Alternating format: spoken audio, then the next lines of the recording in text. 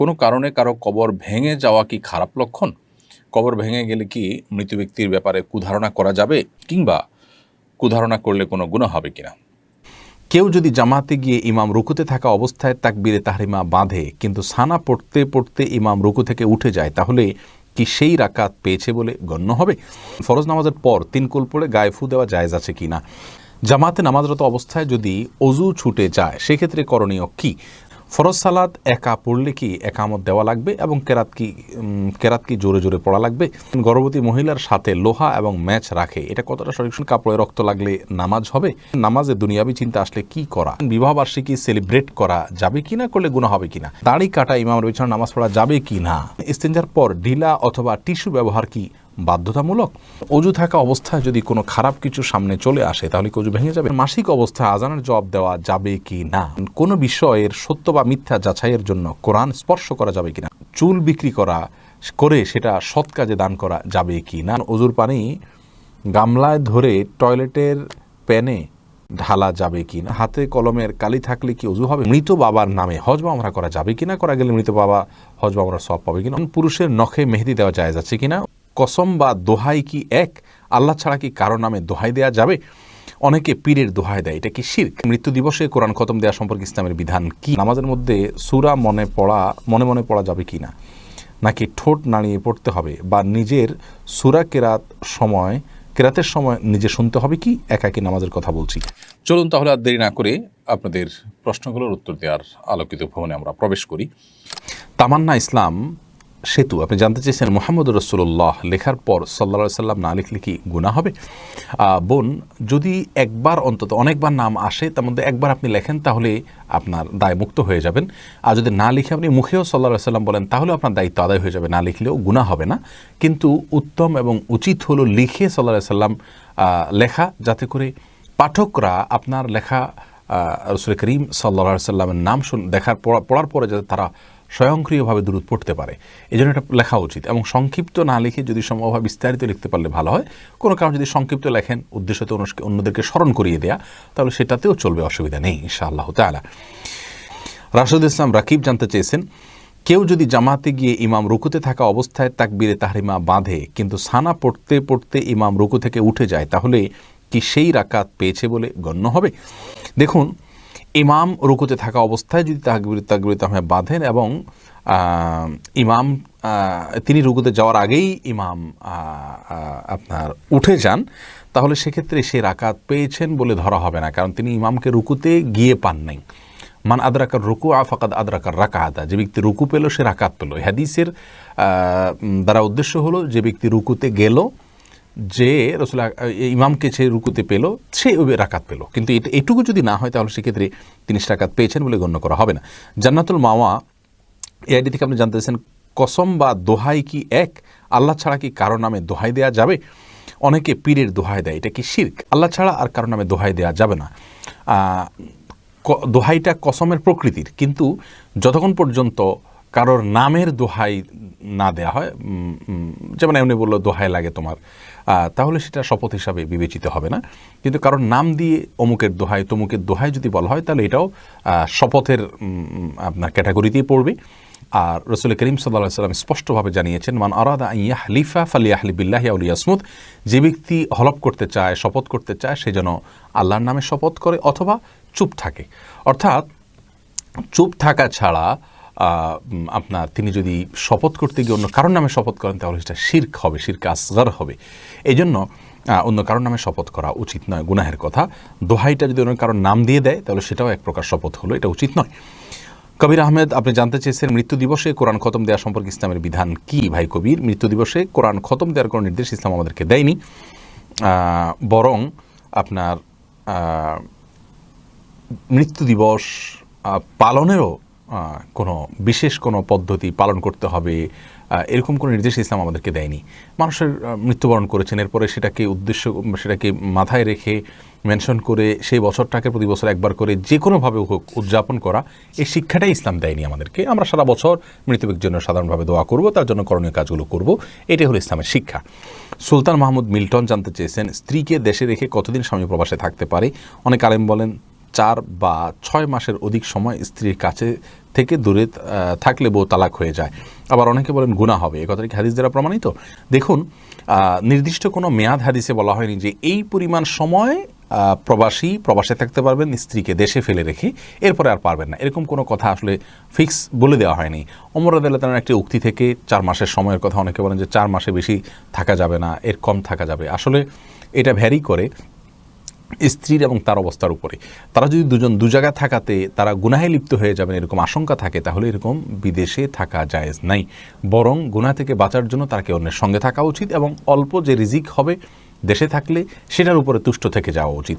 যদি এমন হয় যে তারা দূরে থাকার কারণে তাদের মধ্যে এক ধরনের গুনাহের প্রবণতা চলে আসতে পারে, তারা অপরাধে লিপ্ত হয়ে যেতে পারে, এরকম যদি হয় তাহলে সে অবস্থায় তাদের জন্য এটা জায়েজ নাই, সম্পূর্ণ হারাম। তাহলে আমরা জানলাম যে প্রবাসীর জন্য প্রবাসে থাকার নির্দিষ্ট কোনো মেয়াদ ইসলাম বলে দেয়নি, তবে তার স্ত্রী এবং তিনি উভয়ে গুনাহ থেকে যতদিন বাঁচতে পারবেন ততদিন তারা থাকতে পারবেন। গুনাহ থেকে যদি বাঁচাটা অসম্ভব হয়ে যায় তাহলে সেক্ষেত্রে তার জন্য আর প্রবাসে থাকা জায়েজ নেই। লতিফা লাইজু আপনি জানতে চেয়েছেন, আজকে অনলাইনে নবীজির ব্যবহৃত কিছু জিনিস বলে বেশ কিছু ভিডিও দেখা যায় আজকাল, এগুলো কতটুকু সঠিক এ ব্যাপারে যদি কিছু বলতেন। দেখুন বোন, মূলত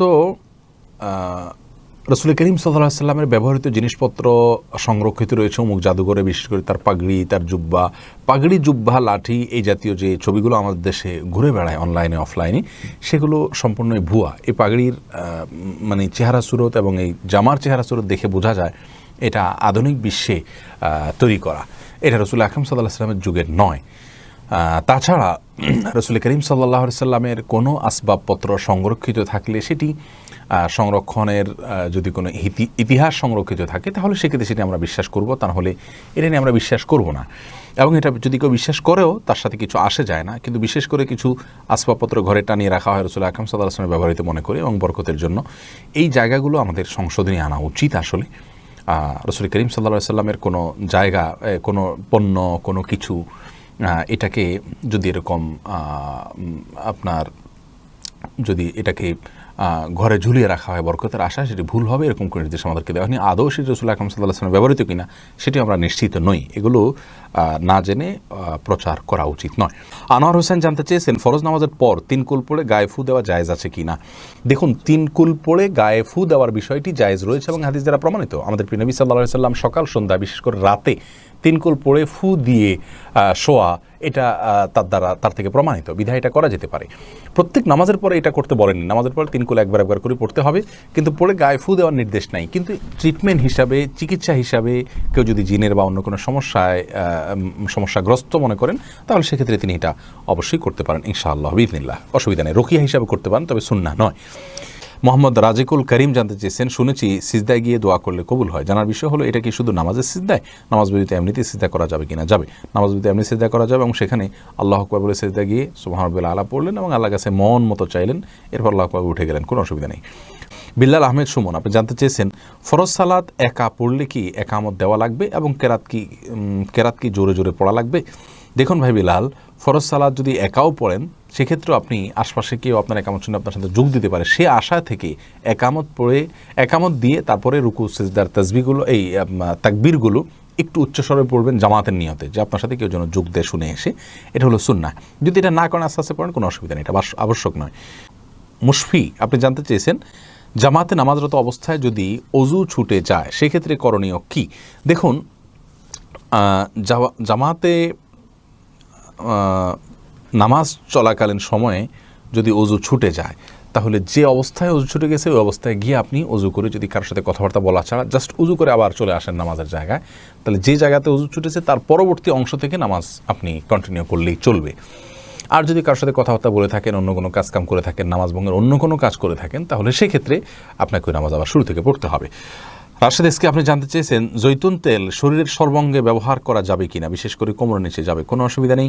আমাদের অনেক ভাই বোন মনে করেন জৈতুন কোরআনে আলোচিত হয়েছে, জৈতুনকে বরকতময় ফল বলা হয়েছে কোরআনে, এবং কোরআন এবং হাদিসে জৈতুনের ব্যাপারে যেহেতু ভালো কথা বলা হয়েছে সেজন্য এটা বোধহয় পায়ে ব্যবহার করা যাবে না, এটা কোমরের নিচে ব্যবহার করা যাবে না, এগুলো সম্পূর্ণ মন গড়া কথাবার্তা। কোরআন এবং হাদিসে কোনো কিছু এরকম নিষেধাজ্ঞা দেওয়া হয়নি। মনে রাখতে হবে, নিষেধাজ্ঞা দিতে হলে কোরআন হাদিসে তার ব্যাপারে প্রুফ থাকতে হবে। কোরআন অথবা হাদিসে আল্লাহ এবং আল্লাহ অথবা তার রাসূল সাল্লাল্লাহু আলাইহি ওয়াসাল্লাম যদি নিষেধ করে থাকেন যে হ্যাঁ এটা করা যাবে না, তাহলে এটা করা যাবে না। মা আতাকুমুর রাসূলু ফাখুযু মা নাহাকুম আনহু ফান্তাহু, আমাদেরকে রাসূল করিম সাল্লাল্লাহু আলাইহি ওয়াসাল্লাম যা দিয়েছেন সেটা গ্রহণ করতে হবে, আর যা বর্জন করতে বলেছেন তা বর্জন করতে হবে। বিধায় মন গড়া কোনো কিছু করা যাবে না। এরপরে তা অতএব জাইতুনের তেল এটা যে কোনো জায়গায় ব্যবহার করতে পারবেন। জালাল উদ্দিন জানতে চেয়েছেন জুমার নামাজ পড়তে না পারলে কি পরে জামাত করে পড়তে পারবো? পারলে নিয়ম কি? জুমার নামাজ যদি কোনো কারণে আপনার ছুটে যায় তাহলে সেক্ষেত্রে পরবর্তীতে জোহরের নামাজ আদায় করবেন, আর জুমার জন্য আর কোনো জামাত আপনি করবেন না। আবু হাইল আপনি জানতে চেয়েছেন সকালবেলা দোকান খোলার পর কোন সূরা পড়লে রিজিকে বরকত আসে বলবেন কি? আসলে ভাই এরকম কোনো বিশেষ কোনো সূরা নাই যে সূরাটা পাঠ করলে রিজিকে বিশেষ বরকত আসে, বরং বিসমিল্লাহ বলে যে কোনো কাজ শুরু করলে সেখানে আল্লাহ বরকত দান করেন। আল্লাহর নাম নিয়ে শুরু করলে, জিকিরের সাথে শুরু করলে এবং হালাল উপায়ে সে কাজটা সমাধান করলে ইনশাআল্লাহ তাআলা বারাকা দান করবেন। শরীফুল ইসলাম জানতে চেয়েছেন ওজুর পানি গামলায় ধরে টয়লেটের প্যানে ঢালা যাবে কি না? যাবে, কোনো অসুবিধা নেই। ওজুর পানি যে টয়লেট প্যানে ঢালা যাবে না এমন কোনো কথা নেই, বরং নষ্ট হওয়ার চাইতে গামলায় ধরে টয়লেট প্যানে পরিষ্কারের কাজে ব্যবহার করলে সেটা ভালো। মহিউদ্দিন আমিন রশিদ আপনি জানতে চেয়েছেন রিশাদ আপনি জানতে চেয়েছেন আমাদের দেশে মাইক বাজিয়ে কোরআন পড়া হয়, এটা কতটা সঠিক? এটা মোটেও সঠিক কাজ না। কোরআনে কারীম দিয়ে কাউকে বিরক্ত করা যাবে না। লা তুমিল্লা বিহাদাল কোরআন, বিভিন্ন সাহাবায়ে কেরাম নির্দেশ করেছেন, আব্দুল্লাহ ইবনে মাসউদ রাদিয়াল্লাহু তাআলা অনেক সাহাবায়ে কেরাম নির্দেশ করেছেন যেন কোরআন দিয়ে মানুষকে বিরক্ত করা না হয়। তো মাইক দিয়ে কোরআন তেলাওয়াত করেছে মানুষের বিরক্তির কারণ হবে, কষ্টের কারণ হবে, অনেক অসুস্থ থাকতে পারে, ছোট মানুষ, ঘুমের মানুষ থাকতে পারে, তাদের কষ্ট হতে পারে, এরকম করাটি জায়েজ নয়। আর তাছাড়া কোরআন তেলাওয়াত করলে সেটা শুনতে হয়। ওয়াইদা কুরিয়াল কোরআন ফাসতামিউ লাহু আনসিতু লাআল্লাকুম তুরহামুন, আল্লাহ বলেছেন কোরআন যখন তেলাওয়াত করা হয় তখন তোমরা চুপ থাকো এবং শুনো, কিন্তু মাইকে যখন তেলাওয়াত করবেন তখন চুপ থাকা শোনা হবে না। এরপরে সাইফুল শরীফ আপনি জানতে চেয়েছেন বিয়ের পর কাবিনের টাকা কমানো যাবে কি না? দেখুন, বিয়ের পরে কাবিনের যে টাকা সেটা যদি স্ত্রী কমিয়ে দিতে চান স্বেচ্ছায়, তিনি যদি কম নেন সেটা তার জন্য জায়েজ আছে। আল্লাহ বলেছেন তিনি যদি কিছু ছাড় দেন ফাকুলু হানিয়াম মারিয়া, তাহলে সেক্ষেত্রে তোমরা সেটা খেতে পারো, ভক্ষণ করতে পারো, ভোগ করতে পারো। আর যদি তাকে প্রেশার দিয়ে বা সিস্টেমে ফেলে এটা করা হয় তাহলে সেটা জায়েজ নাই। আর উভয় পক্ষ মানে একে অন্যের সাথে বোঝাপড়া করে কমানো এটাও জায়েজ নাই, এটা মেয়ের অধিকার। বিয়ের পরে চুক্তি হয়ে গেলে এরপর আর উভয় পক্ষের এখানে কিচ্ছু নাই। মেয়ে যদি নিজে থেকে স্বেচ্ছায় খুশি হয়ে ছাড় দেন সেটা তার ব্যাপার সম্পূর্ণ। কে এম সজল জানতে চেয়েছেন পুরুষের নখে মেহেদি দেওয়া জায়েজ আছে কিনা? উত্তর হলো এটি উচিত নয়। মেহেদি এটা পুরুষরা না মেয়েরা ব্যবহার করবেন। রাসূল করিম সাল্লাল্লাহু আলাইহি ওয়াসাল্লাম একবার এক মহিলার হাতে কিছু দিচ্ছিলেন, তিনি বললেন যে এটা মহিলার হাত নাকি পুরুষের হাত না এটা? তখন বললেন ইয়া রাসূলুল্লাহ মহিলার হাত। তখন বললেন যে মহিলার হাত কিন্তু মেহেদি নাই কেন? তার মানে মেহেদি দিবেন মহিলার হাত, এটা সুন্নাহ এবং এটা ভালো। আর সাজগোজ এটা মেয়েদের জন্য, পুরুষরা এক্সট্রা কালার করে সাজগোজ করা এটা পুরুষদের জন্য অনুমোদিত নয়। মোহাম্মদুল্লাহ সিমন আপনি জানতে চেয়েছেন অসুস্থতার জন্য হজে না যেতে পারলে তা দিয়ে কি মসজিদ নির্মাণ করলে হজের সওয়াব হবে? উত্তর হলো না, কোনো অবস্থাতেই না। আপনি অসুস্থতার জন্য যেতে না পারলে আপনি টাকা দিয়ে অন্য কাউকে পাঠাবেন, কিন্তু মসজিদ নির্মাণ করা ভিন্ন সওয়াবের কাজ, ভালো কাজ, কিন্তু এর ফলে হজের সওয়াব হবে না বা হজের দায় থেকে আপনি মুক্ত হবেন না। এরপরে রাবেয়া আখন্দ আপনি জানতে চেয়েছেন মাসিক অবস্থায় আজানের জবাব দেওয়া যাবে কি না? বোন রাবেয়া, মাসিক অবস্থায় আপনি আজানের জবাব দিতে পারবেন, কোনো অসুবিধা নেই। মাসিক অবস্থায় নির্দিষ্ট কিছু কাজ করা যাবে না, আর যে কোনো ইবাদত করা যাবে। আজানের জবাব দিতে নিষেধ কোথাও বলা হয়নি, যে আপনারা দিতে পারবেন। জান্নাত জানতে চেয়েছেন অসুস্থতার জন্য কি ব্যাঙের গোস্ত খাওয়া জায়েজ আছে?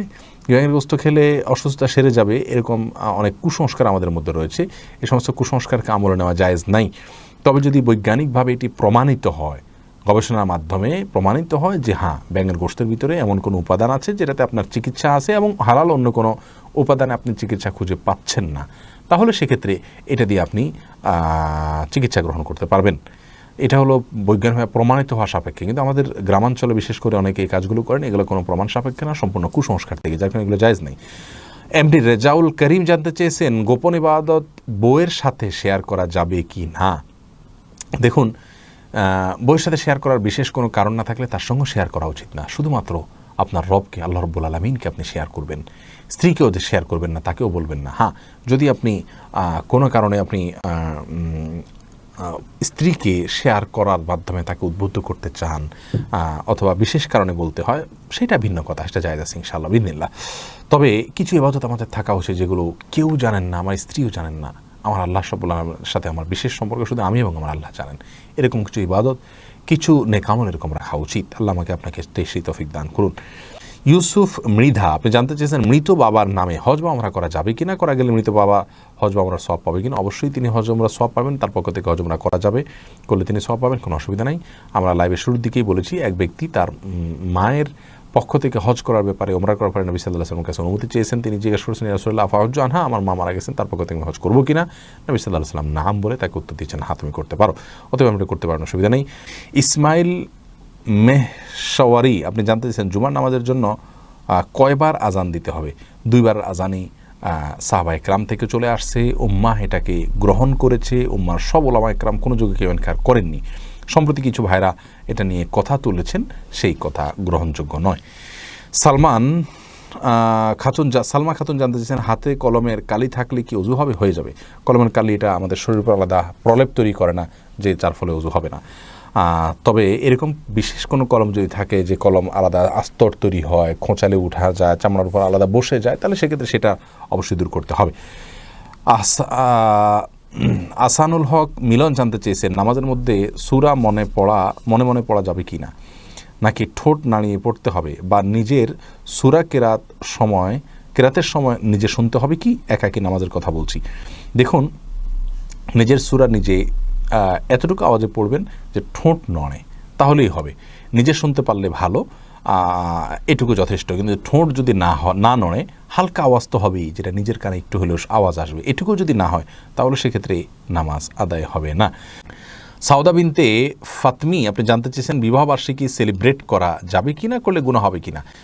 এটা যেহেতু বিশেষ কোনো ধর্মের মানুষদের থেকে আসছে তা নয়, বরং সারা পৃথিবীতে ট্রেন্ড হিসাবে চলছে। এটাকে যদি কেউ ঘরোয়াভাবে নিজস্বভাবে জাস্ট একজন একজনকে উইশ করলো বা স্মরণ করলো, একটু ভালো লাগা কাজ করলো, তাদের এটুকুর মধ্যে সীমাবদ্ধ থাকে, কোনো অসুবিধা নেই। কিন্তু এখান থেকে অনেক অনাচার, অনেক পর্দাহীনতা এবং অনেক বাজে দিক এর সৃষ্টি হয়ে যায়।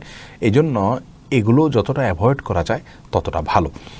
রিয়াদ মাহমুদ জানতে চেয়েছেন, চুল বিক্রি করে সেটা সৎ কাজে দান করা যাবে কি না? ভাই রিয়াদ মাহমুদ, চুল বিক্রি করে সৎ কাজে দান করলে জায়েজ হবে না, কারণ আপনার শরীরের কোনো অংশ বিক্রি করা জায়েজ নাই। আপনার শরীরের অংশগুলো বিক্রি করার জন্য আল্লাহ রাব্বুল আপনাকে অনুমোদন দেননি, যার কারণে এটার মালিক আপনি না যে আপনি বিক্রি করে দিবেন। তবে হ্যাঁ, কাউকে দান করে দিতে পারেন, জিনিসটাই গোটা দান করে দিতে পারেন, কিন্তু বিক্রি করতে পারেন না। এরপরে মাহফুজ মুন্না জানতেছেন, অনলাইনে ভিডিওর মাধ্যমে বিয়ে করা যাবে কি না? যাবে, তবে এক্ষেত্রে সঠিক পদ্ধতি হলো তাওকিল বা উকিল বানানো। অর্থাৎ আপনি দূরে আছেন, তাহলে মেয়ের কাছে আপনি একজন উকিল পাঠাবেন যে আমি অমুক মেয়ের সাথে আপনি আমাকে বিবাহ পড়িয়ে দিন, বা আমার পক্ষ থেকে আপনি কবুল করে নিন। তখন তিনি আপনাকে বিয়ে করাবেন ওই মেয়ের সাথে আপনার প্রতিনিধি হিসাবে, এবং এভাবে বলবেন, আমি অমুকের প্রতিনিধি হিসেবে আপনার মেয়েকে বিয়ের প্রস্তাব করছি। ব্যাস, এভাবে যদি হয় সেটা হলো সঠিক পদ্ধতি। এইটার পাশাপাশি যদি ভিডিও হয় তাহলে সেটা আরও ভালো হয়। এস এ আফ্রিদি জানতে চেয়েছেন, অজু থাকা অবস্থায় যদি কোনো খারাপ কিছু সামনে চলে আসে তাহলে কি অজু ভেঙে যাবে? না, ওটা দেখলে যে অজু ভেঙে যাবে এমন কোনো কথা নয়। খন্দকার দিনা জানতে চেয়েছেন, গর্ভপাতের কতদিন পর নামাজ আদায় করা যাবে? বোনদিনা, গর্ভপাতের পর যতদিন পর্যন্ত ব্লিডিং হবে, সেই ব্লিডিংটা যদি আপনার গর্ভপাতের পরে 40 দিন পর্যন্ত সর্বোচ্চ হয়, তাহলে এই কয়দিন নামাজ পড়বেন না, তারপর নামাজ পড়বেন। আর যদি তার কম হয় তাহলে যতদিন হয় তারপরে ব্লিডিং বন্ধ হয়ে গেলে তখন তাই নামাজ পড়বেন। মোহাম্মদ আরিফুর রহমান জানতেছেন, দাড়ি কাটা ইমামের পিছনে নামাজ পড়া যাবে কি না? এটা নিয়ে মতো পার্থক্য আছে। ইমাম আবু হানিফা রাহিমাহুল্লাহর মতে ফাসেক দাড়ি কাটা ইমাম, তার পিছনে নামাজ পড়া মাকরুহ হবে। আর আরব উলামা ইকরামের মতে ইমাম নেককার হোক বদকার হোক এটা আমাদের দেখার বিষয় নাই, বরং সল্লু খলফা কুল্লি বাররিন ওয়া ফাজিরিন, নেককার হোক বদকার হোক সকলের পিছনে যতক্ষণ পর্যন্ত তার কেরাত বিশুদ্ধ আছে, নামাজের মৌলিক মাসালাতে কোনো ত্রুটি করছেন না জানেন, তাহলে তার পিছনে নামাজ হলে নামাজ হয়ে যাবে। এরপরে তবে এরকম ইমামকে নিয়োগ দেওয়া কারো মতেই জায়েজ নাই। যারা নিয়োগ দিবেন তাদের জন্য ফাসেক ইমামকে নিয়োগ না দিয়ে, ফাসেক বলতে যিনি প্রকাশ্যে অপরাধ করছেন, অপরাধকে করে প্রকাশ করে বেড়াচ্ছেন, এরকম নামাজ পড়া, এই ইমামকে নামাজের জন্য নিয়োগ দেওয়া জায়েজ না, গুনাহের কথা। নিশাদ সুলতানা আপনি লিখেছেন, কোনো কারণে কারো কবর ভেঙে যাওয়া কি খারাপ লক্ষণ? কবর ভেঙে গেলে কি মৃত ব্যক্তির ব্যাপারে কুধারণা করা যাবে, কিংবা কুধারণা করলে কোনো গুনাহ হবে কিনা? উত্তর হলো, কবর কোনো কারণে ভেঙে যাওয়াটা এটা অস্বাভাবিক কোনো বিষয় নয়, এবং এটা মৃত ব্যক্তি বা কবরস্থ লোকটির খারাপ হওয়ার কোনো লক্ষণও নয়। আমরা অনেকে মনে করি যে কবর ভেঙে যাচ্ছে মানে কবর তাকে রাখছে না বা কবর তাকে গ্রহণ করছে না, লোকটা খারাপ, সেজন্য এই কথাগুলো একেবারেই অমূলক এবং ধারণাপ্রসূত কথা, এগুলোর কোনো ভিত্তি নেই। কবর ভেঙে যাওয়াটা মাটির কোনো কারণে হতে পারে, অন্য কোনো কারণে হতে পারে। অতএব কবর ভেঙে যাওয়া, কবরে পানি ওঠা, এরকম কোনো বিষয়ই আসলে মৃত ব্যক্তি বা কবরস্থ ব্যক্তির ভালো বা মন্দের কোনো বিষয়কে ইঙ্গিত করে না।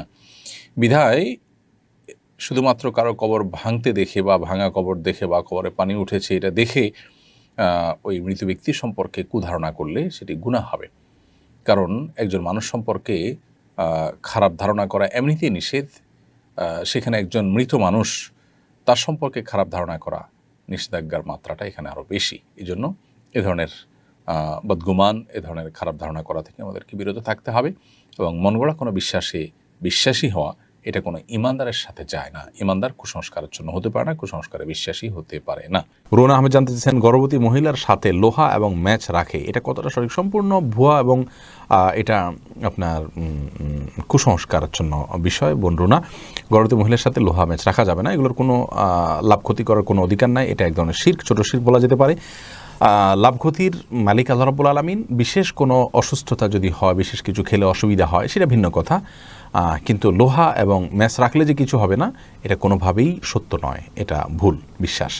ফারুক আহমেদ জানতেছেন, উজু করার পর নখ কাটলে কি উজুর কোনো ক্ষতি হবে না? কোনো ক্ষতি হবে না। ইমামউদ্দিন জানতেছেন, বাচ্চারা কি পুতুল নিয়ে খেলতে পারবে? পারবে।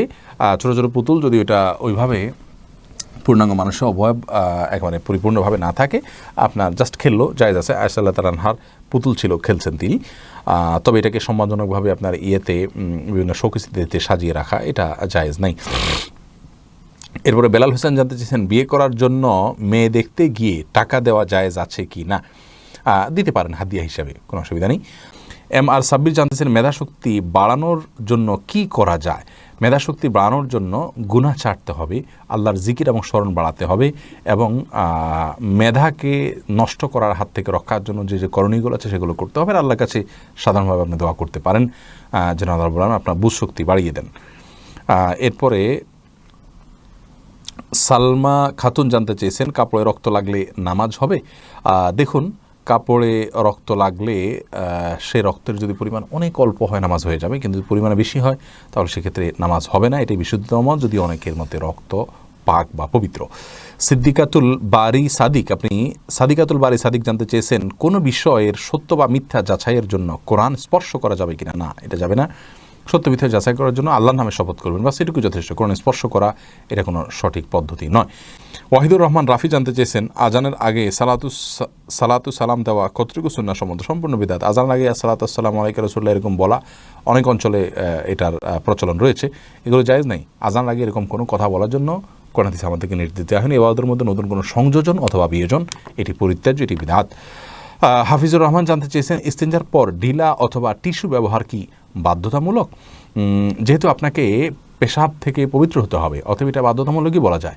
আপনি যদি কোনোভাবে কোনো কিছুতে আপনি এটা না মুছছেন অথবা না ধোন, তাহলে সেক্ষেত্রে পাক হওয়াতে কোনো রাস্তা থাকলো না, আপনার কাপড় চোপড় না পাক হয়ে যাবে, যার কারণে এটাকে আমরা বাধ্যতামূলকই বলতে পারি। আবদুল্লাহ সাহেব জানতেছেন, নামাজে দুনিয়াবি চিন্তা আসলে কি করা? যদি নামাজে দুনিয়াবি চিন্তা আসে তাহলে সেক্ষেত্রে সাথে সাথে ফেরত নেওয়ার চেষ্টা করবেন, কিন্তু আশাটা অস্বাভাবিক নয়। কিন্তু আশার পরে সেটাকে কন্টিনিউ করা বা ফেরত নিয়ে না আসা, এটা হলো অন্যায় কাজ, ভুল কথা।